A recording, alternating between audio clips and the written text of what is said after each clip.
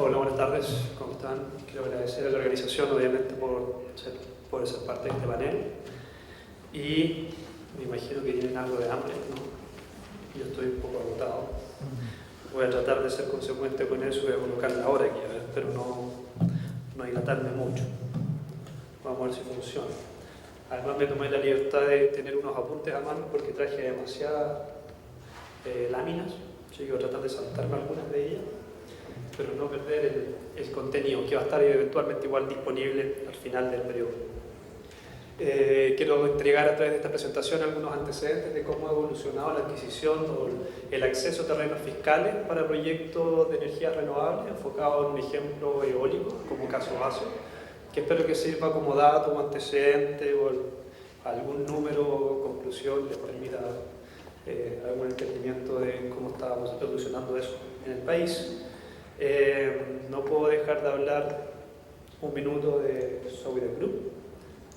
¿Cuál es el proceso que ustedes entenderán de desarrollo de proyecto para poder contextualizar cómo se correlaciona el acceso al terreno fiscal y el análisis de la factibilidad de un proyecto eólico? Sowide es una empresa desarrolladora de proyectos de energía eólica y solar, es una empresa alemana que, como verán, no es muy grande, tenemos 200 personas en 12 países, enfocados en proyectos de excelencia en temas eólico y solar, como dije inicialmente. El enfoque a partir del año 2004-2006 fue expandirse fuera de Alemania, donde Latinoamérica tomó un rol importante como país emergente en la necesidad de nuevos proyectos, y aquí hay una pequeña idea de los proyectos que se han desarrollado y que están en construcción o construidos y operando, que han nacido de la cartera de Sowide como referencia. No me voy a detener en esto, sino que quiero avanzar un poco porque está el cursor ahí. Proceso de desarrollo eólico, yo creo que todos saben de qué se trata el desarrollar un proyecto eólico, pero simplemente quiero que sirva de antecedente para contrarrestar con la evolución de adquirir terrenos fiscales. Aquí vamos a tener un caso base, ejemplo para nosotros, que es el primer proyecto desarrollado en terrenos fiscales interconectado, sistema interconectado del Norte Grande, un proyecto de energía renovable. Fue una adquisición de 833 hectáreas, son 90 megawatts ya inyectando la subestación Calama. Básicamente, otro valor, dato a considerar, tenemos acá la renta anual que en ese minuto bordeaba las 2 UF por hectárea. Ya, lamento los que no sean chilenos y no estén muy familiarizados con la UF, la voy a mencionar varias veces, pero después es algo que pueden conseguir como información y acostumbrarse a usarla a poco. ¿Qué sucede? Sowide se enfoca, por lo menos en Chile hasta el momento, en el desarrollo de un proyecto, en identificar su factibilidad. Todos sabrán que eso implica varios estudios, desde identificar un terreno, analizar los recursos y todas las otras variables ambientales, sociales, eléctricas y de mercado que pueden asegurar un proyecto exitoso. Ese proceso de factibilidad necesita asegurar el terreno donde se va a eventualmente instalar y donde va a operar esta planta eólica. Entonces, tenemos que estos 3, 4, 5 años de desarrollo implica desde la identificación de un potencial hasta tener una ingeniería conceptual para un proyecto edificable. Luego nosotros decimos que viene lo más simple en teoría, no es así, pero lo que es la realización y operación del parque. Y este proceso de edificar un proyecto desde el punto de vista de la factibilidad, ¿cierto?, técnica, económica, es súper importante ir ecualizando las etapas de desarrollo, ecualizando los avances en temas acceso a la red, entender cómo va evolucionando el mercado en el corto y el largo plazo, en ese punto de conexión, ver las variables sociales que uno puede no considerar en un principio, pero tampoco generar muchas expectativas en la comunidad, temas ambientales, compromisos, etc. Son cosas que tienen que ir avanzando a un cierto ritmo constante. Ya vamos a ir pasando por primeros screening o visualizaciones o análisis de perfil para llegar a factibilidad o ingenierías básicas que es necesario mantener alineado, si no el proyecto empieza a a carecer de posibilidad de éxito. En ese contexto, entendiendo eso y la necesidad de poder avanzar paso a paso en estos periodos de análisis de proyectos, es que queríamos comparar más o menos cómo ha evolucionado eso con bienes nacionales. Aquí abajo tenemos el proceso de tramitación del Parque Eólico Valle del Viento.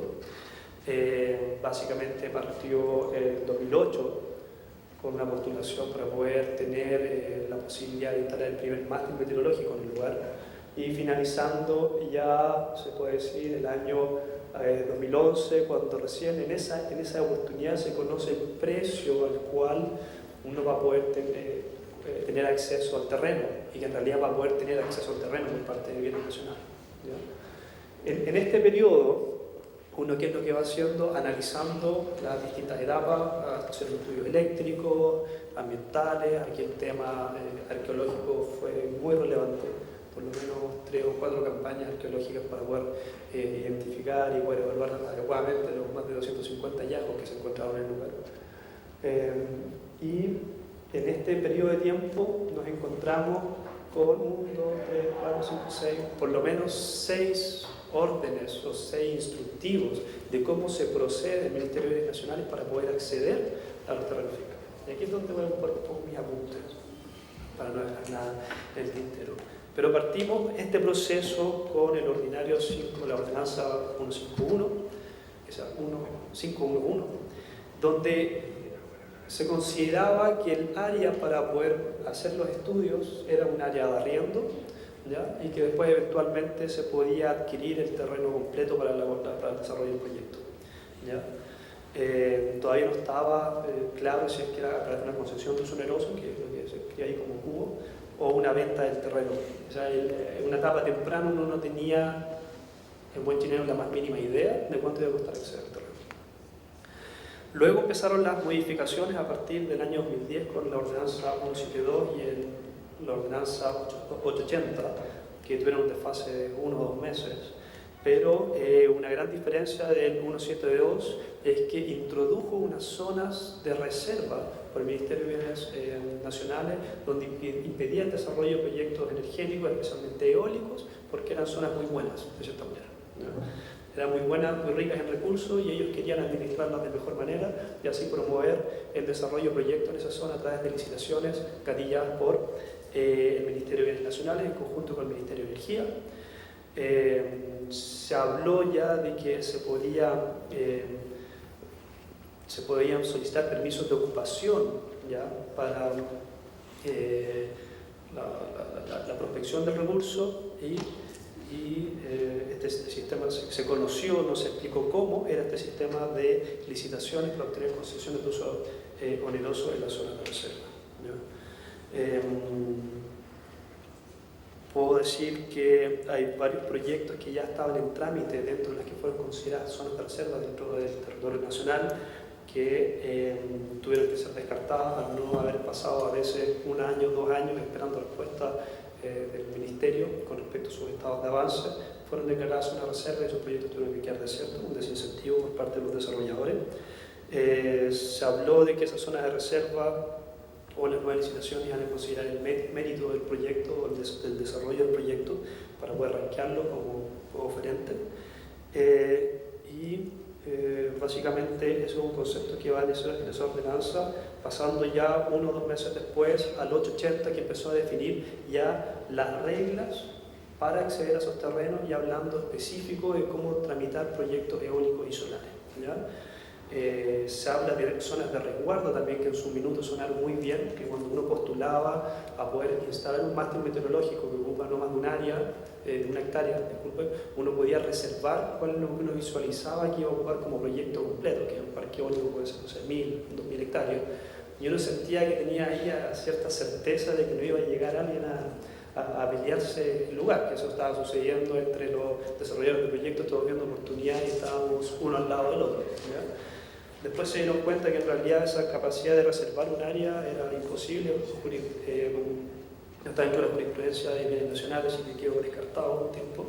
Y empezaron algunas restricciones con respecto a la densidad de generación mínima que uno tenía que tener por área utilizada en un proyecto eólico, lo cual a mí generó cierto ruido porque no consideraba la realidad del lugar. Fuera de las zonas de reserva de bienes nacionales se definió en esa época, estamos hablando entre el 2010 2011, que cualquier proyecto que estuviera postulando a terrenos fiscales fuera de estas áreas de reserva también tenía que gatillar o desencadenar un proceso de licitación, ¿ya? Entonces ahí ya empezaron a desaparecer lo que eran las famosas concesiones de uso oneroso de asignación directa, y solamente se podía acceder a ellas a través de licitaciones gatilladas por un particular que identificaba un terreno, identificaba el potencial, quizás tenía su primera prefactibilidad del proyecto y se da cuenta que aquí vale la pena saber cuánto cuesta por lo menos y poder iniciar un proceso, y él tiene que iniciar una licitación pública en la cual cualquier empresa puede ofertar y quedarse con el terreno, aparte de las licitaciones gatilladas y iniciadas por el Ministerio en función de estas zonas de reserva que ellos habían considerado inicialmente. Eso pasó hasta el 2012, gracias a Dios nosotros alcanzamos a cerrar en la concesión de uso oneroso de Valle de los Vientos, insisto, por un inicio, una renta inicial de 2 UF por hectárea, lo cual hoy día sería ideal para muchos desarrolladores o propietarios de proyectos.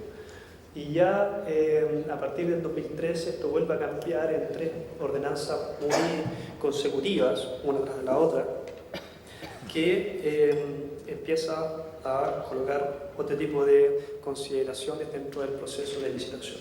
Sin embargo, me quería detener un poco en los procesos del 880, porque aquí ya empezaron a hacerse ciertas licitaciones por parte de bienes nacionales. Aquí hablo del 172 un poco, lo que ya mencioné, del 880, y a través del 880 se generó una primera licitación en diciembre del 2010, eólica, de 2 terrenos en Taltal y en Sierra Gorda, que tenían ciertas características límites que nos daban en torno al tamaño del proyecto, ¿cierto? Garantías que había que tener, sería la oferta de 5.000 UF para tener una idea, y el cumplimiento de contrato, 5% de inversión. En este caso solamente se adjudicó Taltal, si no me equivoco, 99 megas por 2.600 hectáreas, con una renta que a mí me gustaba mucho en ese tiempo. Teníamos una renta anual por periodo de construcción y una renta anual por periodo de operación del proyecto. Ya veo, estoy casi corto de tiempo. ¿Qué es lo que es interesante esto? Que rescata lo que uno entiende un desarrollo de proyecto. Uno invierte por lo menos 3, 4, 5 años en tener la factibilidad de tomar una decisión final de inversión, donde tener el terreno es antecedente necesario para poder ser evaluado dentro de la inversión que empresa. Después tenemos una licitación, una segunda etapa de licitación, un segundo periodo, parece que está en la última versión de la presentación. La segunda licitación, ya en enero del 2012, hay más requerimientos con respecto a boletas de garantía, ¿ya? Es decir, hay cierta cantidad de boletas de garantía que nos está obligando a tomar una decisión de inversión antes de tener la factibilidad del proyecto. O sea, uno adquiriendo cierta certeza y conociendo el valor del terreno, para poder incluirlo en un modelo económico, tengo que tomar esa decisión y comprometerme a largo plazo antes de tener la factibilidad completa. Se adjudica a Calama Oeste, a Mainstream, ya estamos hablando de valores de 21 UF por hectárea, Sierra Gorda, a Enel, mejoró su oferta a 4 UF por hectárea, y Sierra Gorda Oeste fue declarada desierta. Pasó una tercera licitación en Calama Norte. Muchos antecedentes en detalle no se conocen, no son públicos, independiente de que una licitación pública no encontramos esa información. Y pasamos a lo que está sucediendo actualmente con las ordenanzas 2, 3 y 6. ¿Qué sucede acá? Ya no es necesario tener información técnica del proyecto. Inicialmente pedían estudios dinámicos de cómo se va a comportar la red con este proyecto, estudios, líneas bases ambientales, etcétera, etcétera, y una evaluación, un flujo de caja por lo menos que demostrara que uno podía ser competitivo en el mercado eléctrico con ese proyecto. Ya al día de hoy no es necesario ninguno de estos análisis, lo único que importa es el valor que uno está ofreciendo por metro cuadrado, al que está accediendo de cierta manera, y hay algunas otras modificaciones que nosotros consideramos desde el punto de vista del desarrollo del proyecto y analizar su factibilidad en detalle como desincentivos a la hora de participar, tomando decisiones a 25 años sin una factibilidad en mano y con compromiso en boleta de garantía bastante alto, y gatillar una licitación donde uno tiene el esfuerzo de analizar, revisar, tener una prefactibilidad para que después cualquier persona o cualquier empresa pueda llegar y hacer una apuesta sin conocer cómo se comporta el mercado, es complejo. ¿Ya? No estoy diciendo que no se pueda abrir el mercado, pero también proteger de cierta manera a quien visualiza y quien elabora y quien levanta las oportunidades. Factores de adjudicación, básicamente cuánto estoy dispuesto a pagar si es que me arrepiento del proyecto, y cuánto estoy dispuesto a pagar por metro cuadrado del proyecto cuando lo esté utilizando. ¿Ya? Pasamos a incentivar el desarrollo de energías eólicas, a administrar terrenos, ¿cierto? Y poder sacarle provecho económicamente por parte del Estado. Esto corre, y estas condiciones funcionan hoy en día para las licitaciones que pueda gatillar el Estado o que pueda gatillar en particular cuando identifica una oportunidad. Los plazos hoy en día que se manejan son en torno a un año desde que uno comunica al Ministerio que tiene una oportunidad de proyecto que le gustaría continuar avanzando hasta que eso en realidad se licita y se adjudica. De todo lo que mencioné, un poco rápido, en mis 15 minutos, me quedan unos segundos por lo que veo, quiero llegar a algunos números. ¿Qué sucede acá? Una tabla que nos menciona las últimas 11 licitaciones gatilladas por particulares de terrenos fiscales, que son solares en este caso, para desarrollar proyectos, de las cuales solo 3 fueron adjudicadas finalmente. O sea, ni siquiera quien los gatilló estuvo interesado en presentar ofertas finalmente.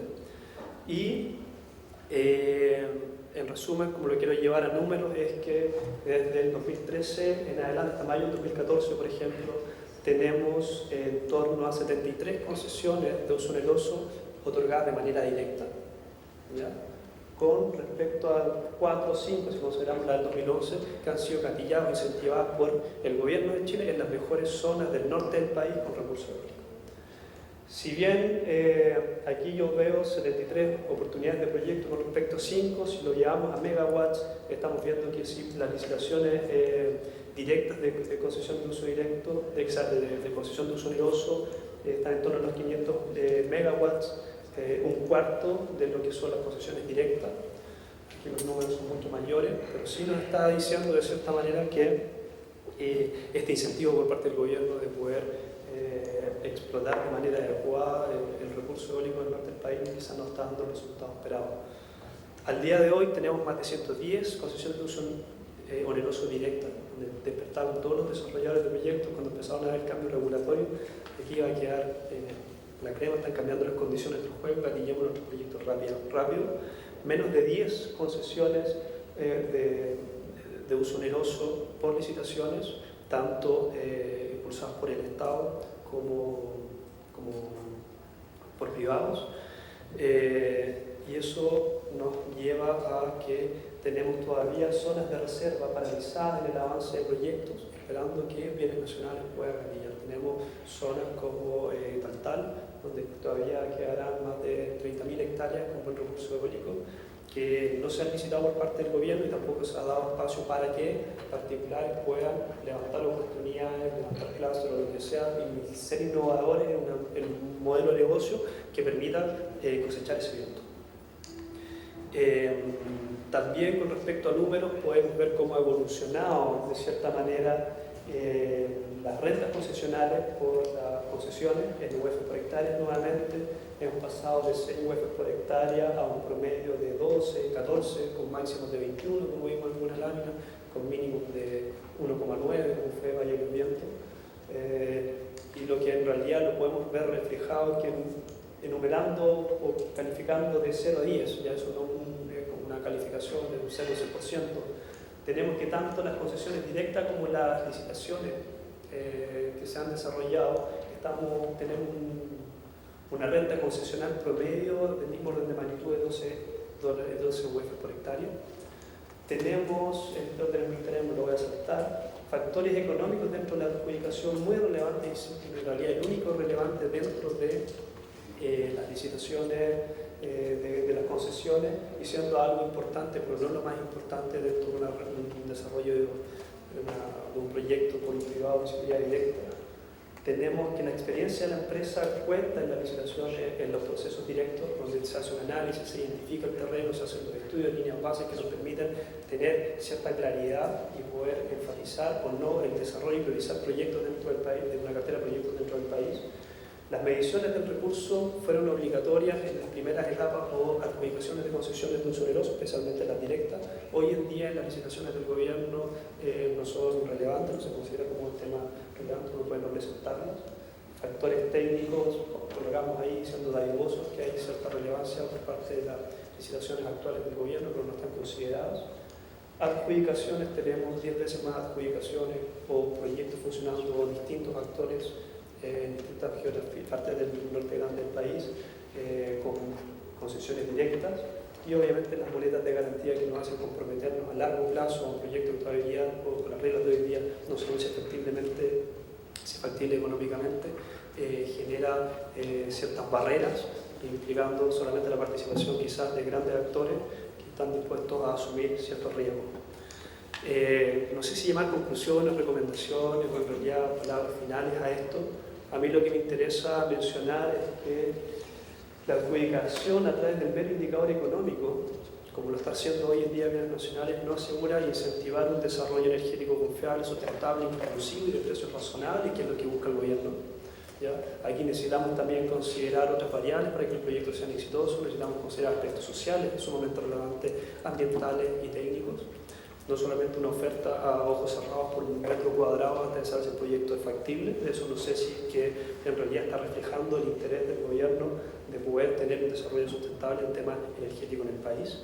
Y obviamente, ¿qué es lo que recomendamos al gobierno? Yo veo que no hay nadie acá, pero sí lo dejo como idea, que hay zonas todavía bajo reserva, hay zonas todavía que no se han podido explotar desde el punto de vista eólico y solar en el norte del país. La solicitud es que el gobierno debería poder tomar conciencia de que la única forma de seguir dándole dinamismo a una industria que está avanzando, que está haciendo proyectos que se están consolidando en el mercado y aportando la solución en el corto plazo a escasez energética, debería liberar esas zonas y otorgar concesiones de uso oneroso directas a quienes puedan promover de manera adecuada proyectos que consideren no solamente un punto de vista económico, que sabemos que tiene que haber retribución por el uso del terreno, pero sí también pueden manejar otras variables tan importantes como políticas ambientales y sobre todo sociales hoy en día. Eso quería comentar hoy día, me pasé mucho de mi tiempo, pero muchas gracias por su atención.